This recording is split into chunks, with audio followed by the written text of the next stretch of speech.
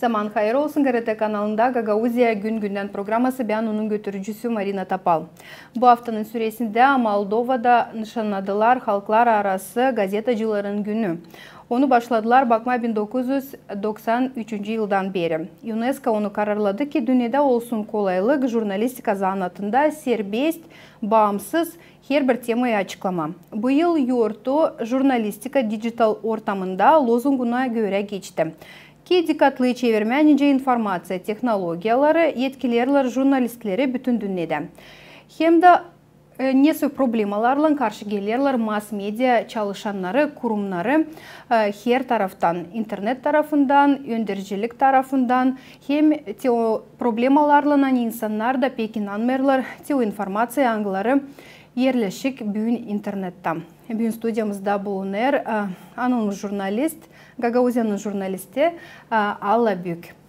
Alla, zaman hayırlı olsun. Hayırlı olsun. Mutluysan bugün bizim stüdyomuzdayısınız. Büyük stajınız var bu zanatta. Sevinirim hani bugün bu temaya laf edeceğiz. Az kim bilir hani söyleyeceğim başka türlü. Çoğu bilir sizi ama az kim bilir nice sizin yolunuz çeketti bu jurnalistikada. Ayırdınız çalışma gazetede. Bu sizin ilk işiniz mi? Niçin gazeteye ayırdınız? Neyle ayrılanır gazete işi hem de televizyon işi? Sağ olun, sen teklif ettiniz. Elbette ki her bir insanın işlemek yolun var, kendi historiası. Hem de çoğunda insanlarda peydanı yaşamaklarında o kişiler anglar sebep olur ondan icelinde diyelim. Ben 11. klası bitirdiğinin o zaman ben kendime karar bir aldım. Ben istedim olma jurnalist. Anam o zaman derdi, nerede sen işleyeceksin jurnalist? Bizim Moldova'da bile küçük devlette nerede varınca işleme jurnalist? Sen bilirsin ona ne kadar kazanırlar.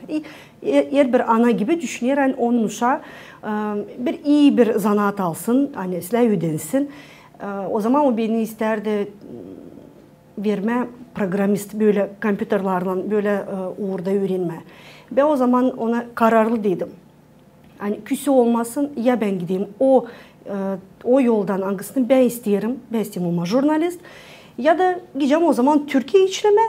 O zaman Mahmut dedi bana öyle, hani bak bunu ayırdın ama o senin kararın olacak. Eğer sen burada işlemezseydin ya da son derseydin neden de ben gittim o zanaatı öğrenme, niçin ben acaba bu zanaatı seçtim, o senin problem olan sadece olacak. Biz o zaman anlaştık, hani isle böyle de anlaşırız.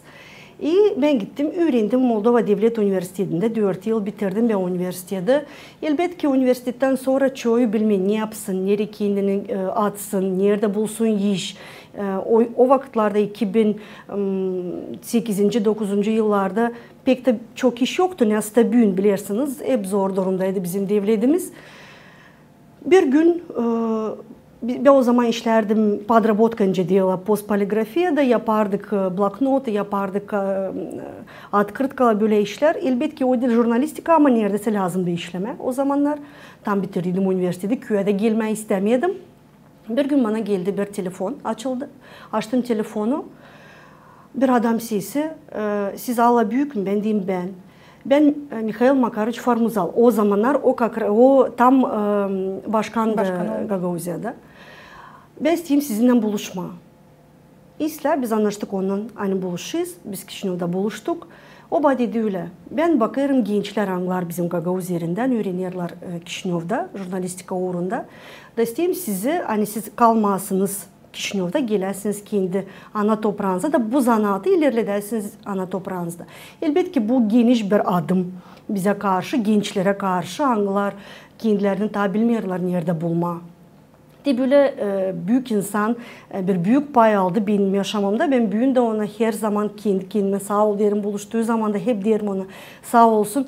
Hani o bana o zaman yardımcı oldu da ben bu yola kondum.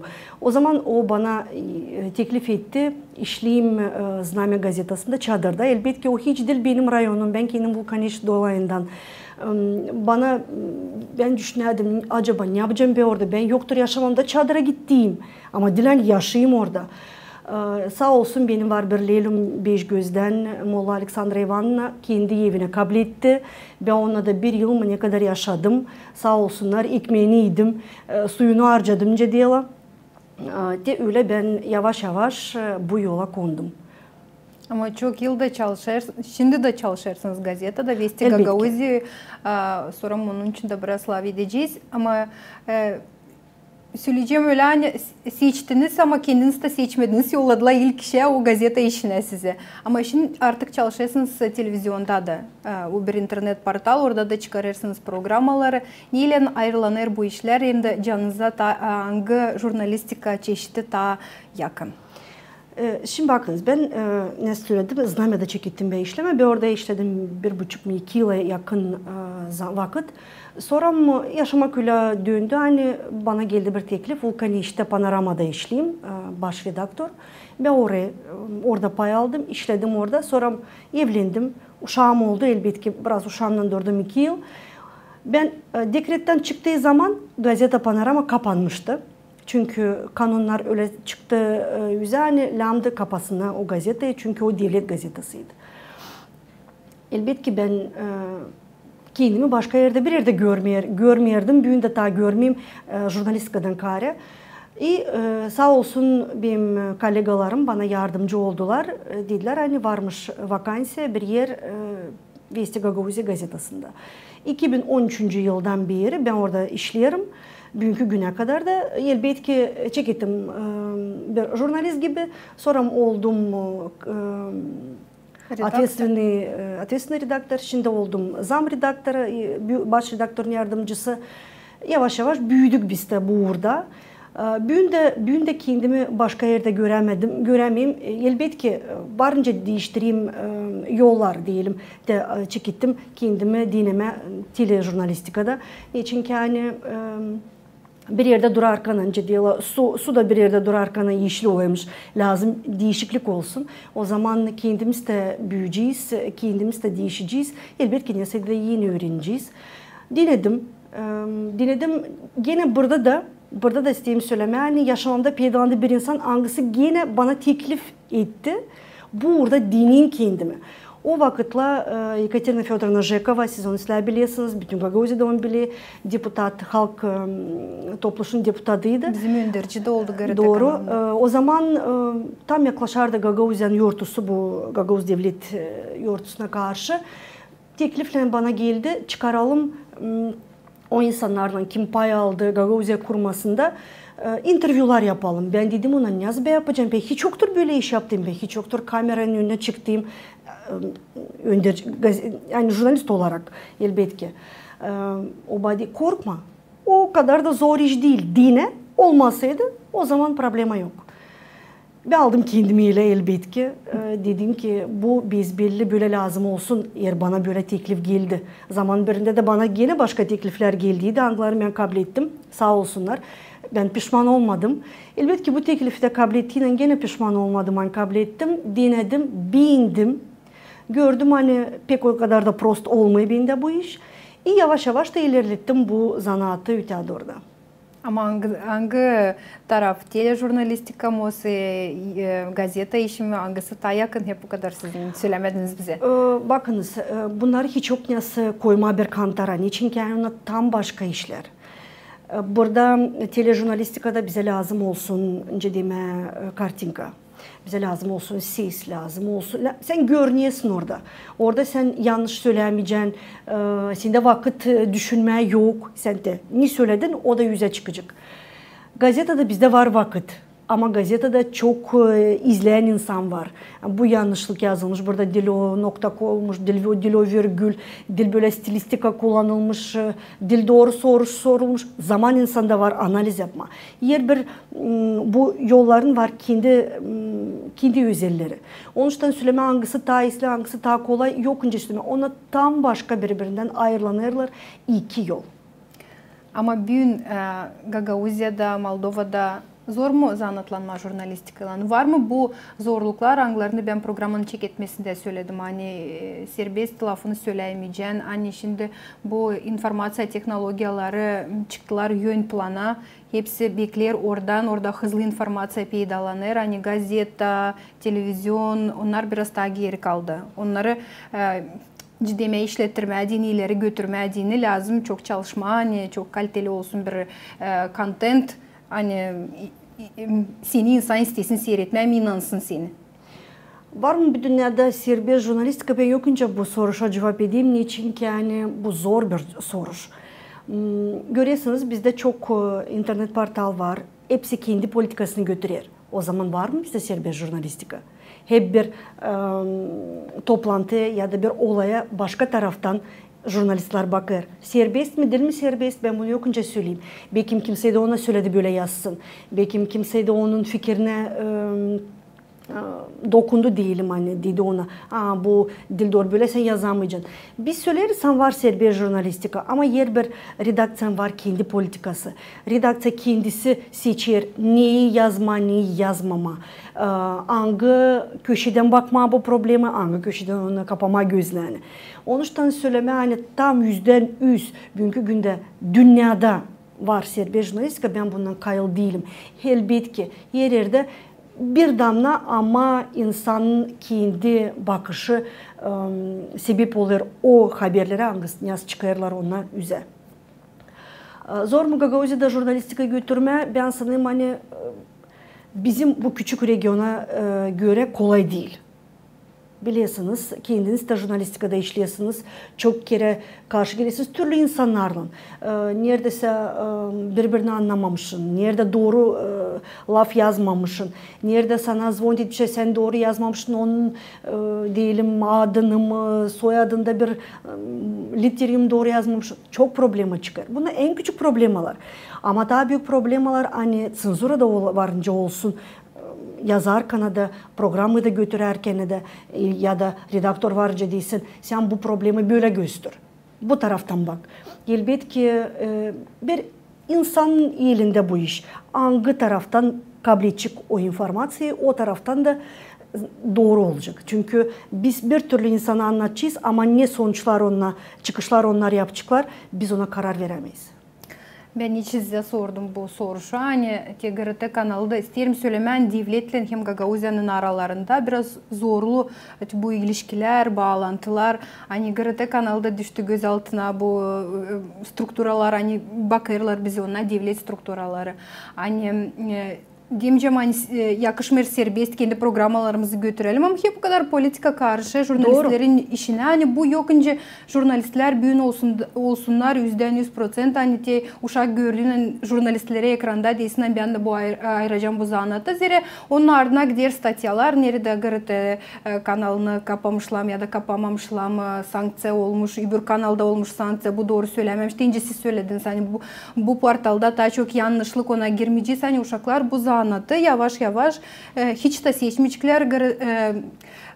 Komrat Devlet Üniversitesi'nde birkaç yıl açıldı bu grupa jurnalist zanat öğrettiler. Ben kendim öğrendim jurnalist Komrat Devlet Üniversitesi'nde ama şimdi grupada toplanmıyor. Hani yavaş yavaş bu zanat diyeceğim bütün riskli bir zanat öyle. Hani Gagauzya'da varınca kaybetsin de bağ kalsa hani bu bir büyük problema, bir global problema, özel problema. Siz bunu görürsünüz mü? Elbette ki ben aslında daha ileri söyledim. Hani zor bugünkü günde jurnalistika götürme, serbest götürme. Elbette ki ben istedim söylemeni düşüneyim. Ama sonra ne olacak sonuçları varınca olsun çok zor. O zaman serbest mi jurnalistika olsaydı değil mi serbest? Çıkar hani jurnalistika değil serbest. Devlet gene de kendi işini yapar. Türlü kanunlar çıkardılar hani ciddi razgosdarstvenие olsun. Devlet karışmasın, gazetalara, televizyona karışmasın. Ama kendi sonuçlarının, kendi çıkışlarının hep karışır. Onun için ben düşünüyorum hani bu orada biraz problema. Elbette ki ben ta işleyim Laf.MD'da da o portalda orada bize hiçbir kere bana makar ki bana hiçbir kere demedi hangi bir taraftan sen bu problemi yazacak. Ama ben düşünerek hani acaba sonra problemim olmayacak mı devletlerle? Ben şimdiden düşüneyim. Bana redaktör demir nasıl yazayım? Ama ben bileyim hani ben bunu yazmasam ya da bunu kötülesem ya da bunu proz desem belki ben öyle düşüneyim. O benim serbest bakışım. Ama ben onu yok önce söyleyeyim. Niçin ki yani yarın bana gelecek diyecek yani sen böyle doğru yazmadın, sen kötüledin, sen bunu yaptın. Onun için bakalsa serbest jurnalistikaya biz daha çok uzun yollarla yapalım. Hani büyün yapıyı söyle bir çıkış hani bu problemalar hani derin problemalar hani provokasyon problemalar jurnalistlerde büyün yok kolaylık onları açıklamaz zira sonra mı olacak onların ardına ciddiydiniz hani büyün daha çok kaldırılır cümle problemaları insan problemaları ama ölen diğerinden baktığının yok jurnalistlerde yok öyle kolaylık bunu yapma. Hem de büyün bizim regionumuz pek küçük. Bence demeyeni hepsi birbirini bilir.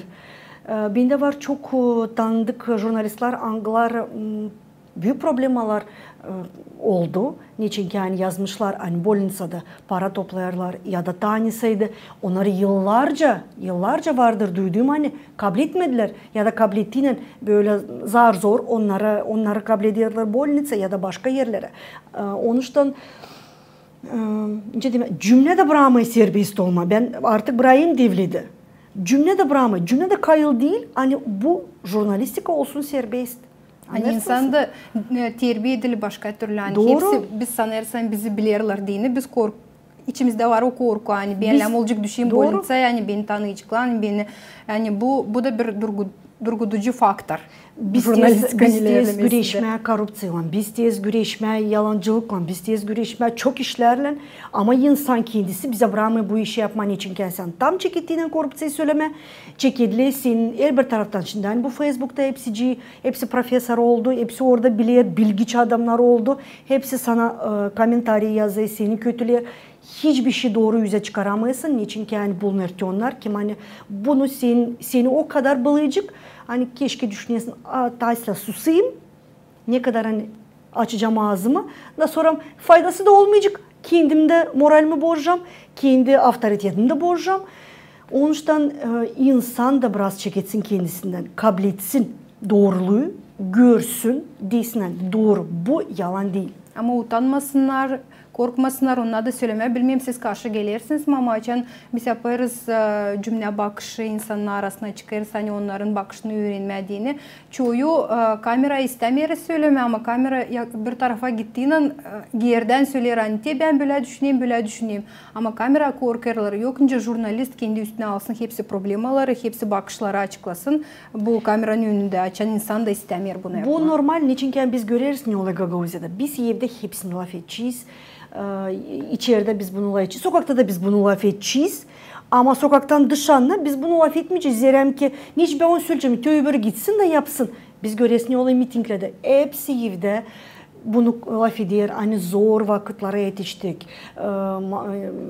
Pensiyalar küçük. Maaşlar küçük. Hepsi küçük. Bu fiyat sınalar magazin dükkanlarda pek yüksek. Bunu hepsi laf ediyor. Ama açan diyorlar çıkalım mitinge. Bu soruları kaldıralım. Bu problemaları kaldıralım. Hiç 5 kişi çıkar. O zaman biz niçin varınca laf edelim?